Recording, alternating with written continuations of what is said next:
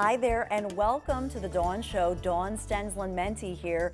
We are live and we are local. How you doing today? The number to call 866-472-8868. Today we're talking about getting a life, or rather really getting life.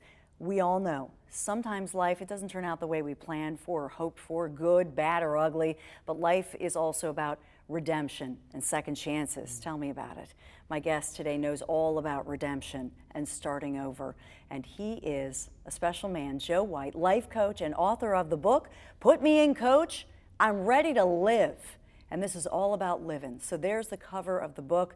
And Joe, we welcome you to the Dawn Show today. It's so good to have you here. My honor. Thank you for having me. So we're going to talk about being a life coach and your book, which is great, and everybody loves it. But I want to start with your journey. Philadelphia kid, Delaware County, Monsignor Bonner, like my husband, a lot of Bonner boys. Go Friars. So take me through your journey. Life is good, great family. Great mom and dad. I was adopted at birth, and I kind of knew about that the whole growing up. The challenge was I always felt a little bit separated. I felt separated from myself. I remember one time I said, "Mom, I have no friends." My mom goes, "Well, we love you." But my brain goes, "Of course you do. You're my mom and dad." I was picked on and bullied when I was younger, and then I never really felt I fit into really anywhere. Well, as I got through high school, I began isolating, drinking a little bit. But after high school, I went to college, went to Temple, and then during that process, I began to understand and start to feel even more separated. At that time, I met through a common friend, I got in contact with a very well-known photographer named Stephen Meisel.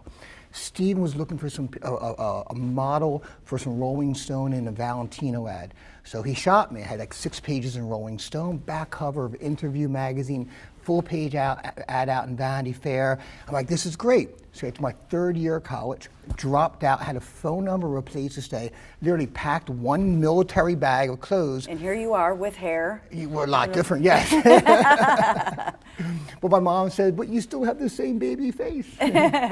No, these are gorgeous pictures, and you had stars in your eyes, gorgeous kid, and everybody thinks from the outside, look at Joe, handsome kid, great family, great schools, great opportunities. But I want to take a step back for a minute, because you said you were bullied when you were a kid, and you had these isolation feelings. So take me back to that, because I think a lot of us can learn from that with root causes of our children or our loved ones. So take me back to that bullying and the isolation, how you dealt with it, how your family dealt with it.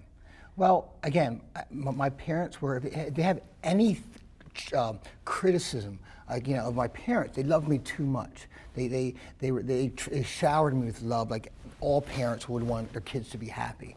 And through isolation, I don't think my parents fully understood how isolated I felt. And I didn't understand it. I remember praying to God, help me, but I didn't get any help. And like my rationale as a child was, hey, God rewards the good, punishes the bad, and I'm not getting rewarded, so something must be wrong with me. Now, you said you were isolated, and we know you're adopted. Did you have brothers and sisters, cousins, big family?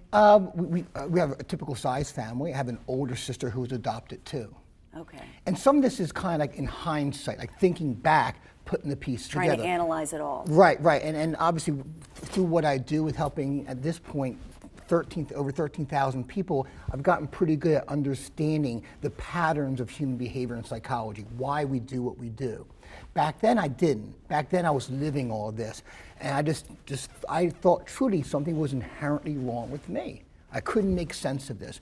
Why didn't I have any friends? And as I got older, why didn't I have any girlfriends? It kind of shifted from just having friends to girlfriends, because as you go into your teenage years, it's naturally begin to say, hey, for men, we equate, if girls like us, we're good. If girls don't like us, it's not so good. Yes. But for people who are looking for red flags, do you advise, out of the thousands of people that you've spoken to, you must have parents coming up saying, well, what can we do differently? Our 12-year-old is saying that he or she feels isolated.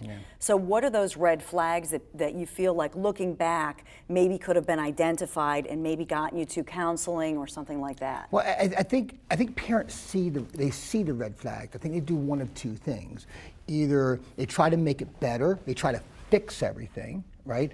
Or they ignore it because they don't want to feel like they've done something wrong. It's almost like, I don't want to look under the covers, I don't want to look under the covers.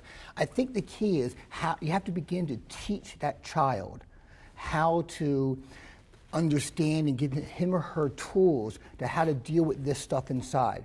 Everything we do with our clients is pretty simple. You know, we help people become aligned with who they are, but more importantly, we help people become coaches in their own lives. I've coached many teenagers, and they get these skills really, really well. And we want to stop you there because we're going to talk about that. Yeah. We're going to talk more about your modeling career, your journey to New York, the valleys and peaks of your life, and along the way you teach people. And I think Joe's going to teach me today how to walk on broken glass. So it's all just ahead here on The Dawn Show.